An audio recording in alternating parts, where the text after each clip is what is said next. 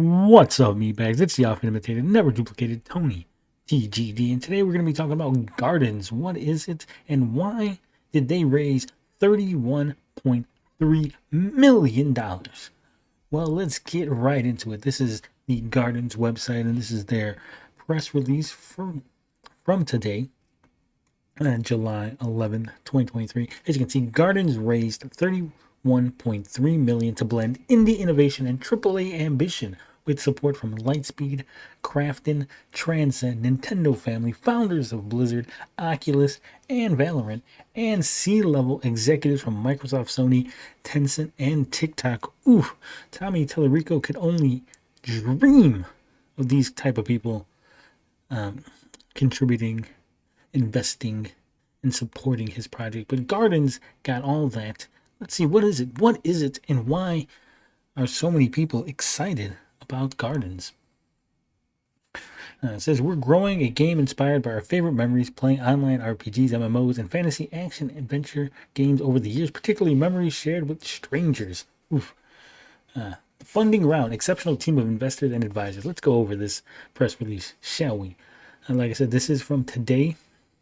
It says, today, Gardens announced their game studio has raised $31.3 million in Series A funding with support from an exceptional syndicate, including connections to major gaming platforms, publishers, and industry veterans. Lightspeed Venture Partners and Krafton co-led the round with participation from Dreamhaven, that was co-founded by Mike Morhaime, founder and longtime CEO of Blizzard Entertainment. Tirta, Rendered VC, Stephen Slim Lim, the co-creator of Valorant, Nate Mitchell, co-founder of Oculus, Annie and Jeff Strain, the co-founders of Pretanian Media, co-creator of the Guild Wars and State of Decay. Seth Civic, VP of Development of World of Warcraft, V. Pappas, former COO of TikTok, Julian Merceron, the CTO of Bandai Namco, and Craig Kalman, the CEO of Atlantic Records, among others. Early supporters, including seed round lead Transcend Fund and Fund Plus, also increased their commitments. Look at that. With this funding, the company also adds former Microsoft chairman John W. Thompson, former Sony Computer Entertainment America president and CEO Jack Tretton, former Tencent president and Take-Two CEO Ben Feeder, and Yamanouchi number 10 Nintendo family to its advisory team. Look at that, getting all them big names, big name advisors for Gardens. Gardens co-founder and CTO Lexi Dosto was heartened by the positive reception. He goes on to say, it's both inspiring and validating to see so much excitement around our vision for this game and studio, especially from these incredibly accomplished investors and partners, folks with deep ties to Blizzard, Nintendo, Microsoft, Sony, PUBG, Riot Games, Tencent, and more are all coming together around Gardens. We couldn't be more excited for the party we've assembled and the next chapter of our adventure together, says Dosto. Look at that little concept art for the game. It says adventurers combat an overgrown monster. So what is it? What is the game they're working on? This is the game online PvPvE fantasy adventure sandbox ARPG. Oof, a lot of genres all in one. Let's see. Gardens co-founder and game director Chris Bell confirmed that studio's upcoming game will be an ever-evolving online PvPvE fantasy adventure sandbox ARPG. It's a game inspired by our favorite memories playing online RPGs, MMOs, and fantasy action adventure games over the years. Memories of crossing paths with strangers, said Bell. The game builds upon multiplayer ideas and lessons from previous titles I helped design, like Journey, Sky, and even my student game, Way, while bringing players into a higher stakes, shape-shifting fantasy wilderness where cooperation is key, yet betrayal is still possible. We're including novel cooperation gameplay that rewards players who help each other, which can encourage friendship and dialogue with PvP and conflict in interesting and subversive ways. You had me for a minute, but that's subversive. That's subversive. It's always one of those words. It's always tricky. We're growing the world we want to play in every day. A world designed to offer new experiences every time you play, growing and evolving for years to come. Thanks to our amazing new partners in this latest round of funding, we can continue crafting the best game possible while growing and supporting our incredible team.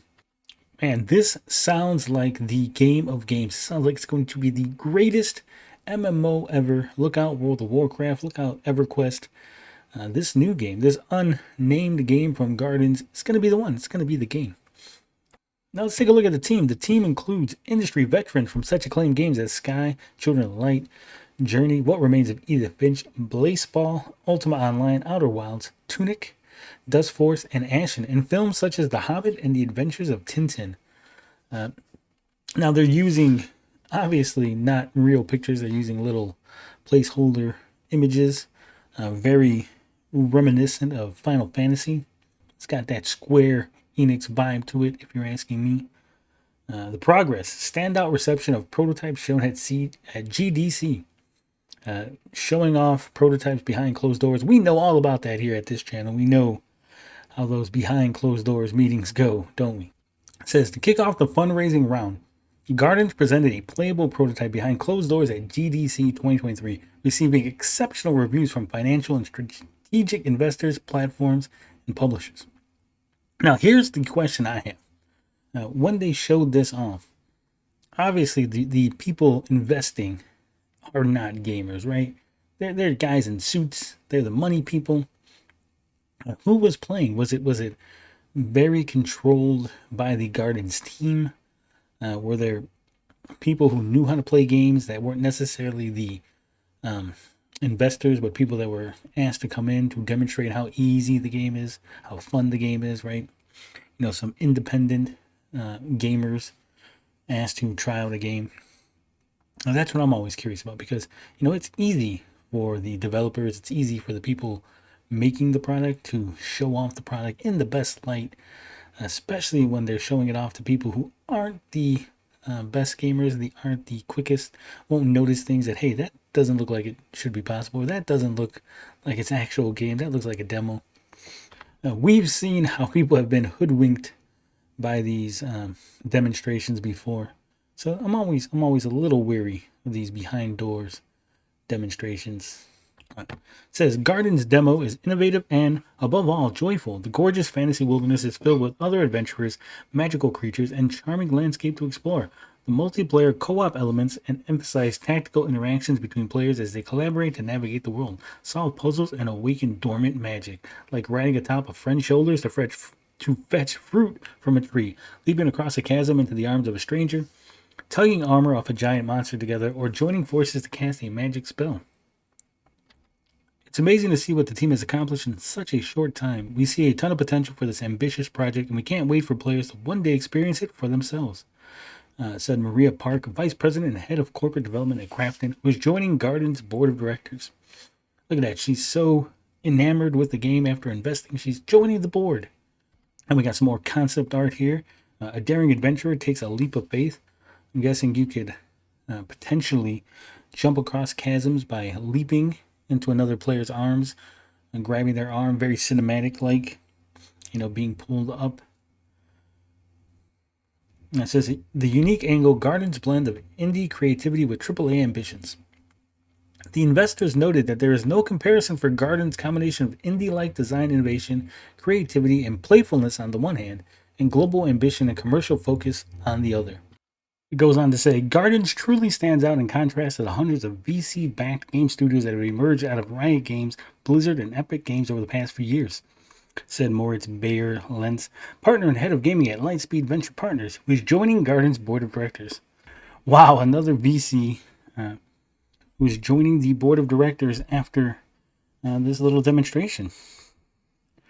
Having led investments of over $100 million in the gaming industry to date, Gardens manages to feel magically different from anything I've seen. I'm convinced we're in the early days of something very special, and we couldn't be more excited to put Lightspeed's collective dedication and resources behind making Gardens a masterpiece of global success.